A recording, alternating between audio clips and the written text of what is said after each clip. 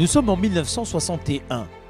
Alors que tout le monde attend le champion du monde Brabham sur la ligne d'arrivée, un jeune loup écossais joue sa carte parmi les cracks. Son nom, Jim Clark.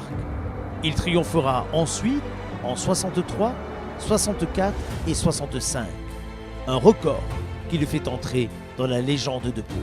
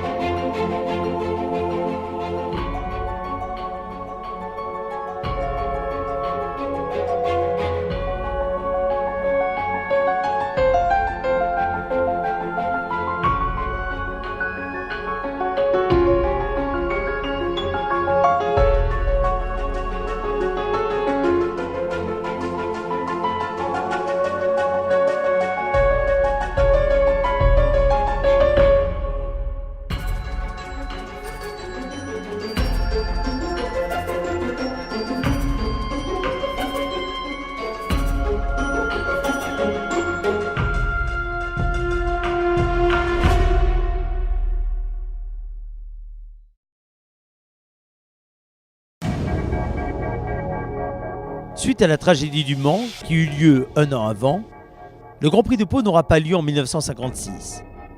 C'est donc en 1957 que Jean Bérat remportera sa 3e victoire consécutive, et ce, malgré la résistance de Harry Schell.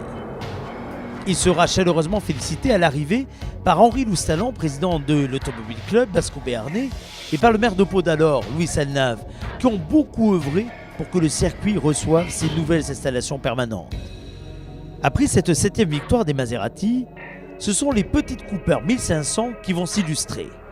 Nous sommes en 1958 et 1959 et c'est Maurice Trintignant, qui avait débuté sur le circuit 20 ans plus tôt, qui passe en premier le drapeau à damier. En 1960, Jack Brabham lui succédera au palmarès. C'est en 1961 que débute le règne Lotus. Jim Clark remporte à Pau son premier succès international, précédant Bonnier et la Maserati de Randini.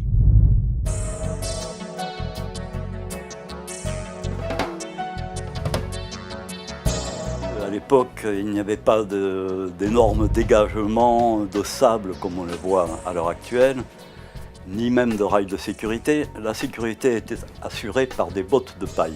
Quelques jours avant le déroulement du Grand Prix, on voyait arriver des camions chargés de bottes de paille que l'on disposait tout autour du circuit. C'était une protection assez efficace, mais assez dure quand même, parce que quand on rentrait à grande vitesse dans une botte de paille, ça faisait souvent très mal. Que devenaient les bottes de paille après le Grand Prix? Elles étaient tout simplement revendues aux enchères à la maison du paysan. En 1962, Maurice Trintignant renoue avec la victoire. Ce sera son plus beau succès au volant d'une Lotus de l'équipe Rob Walker. Jim Clark ayant renoncé, Ricardo Rodriguez termine second sur Ferrari. L'année suivante, les Lotus 25 de Clark et Trevor Taylor sont inabordables. Et ce, malgré les efforts de Seifert et Trintignant qui devront finalement renoncer.